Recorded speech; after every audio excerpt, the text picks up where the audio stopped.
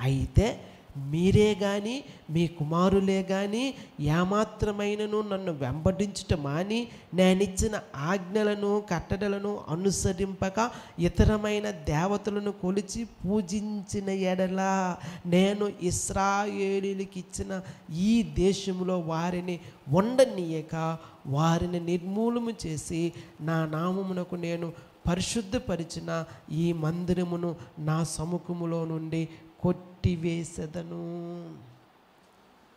ఇలారా, దేవుని మందిరములో రెస్పాన్సిబిలిటీ మనకు ఉండాలి.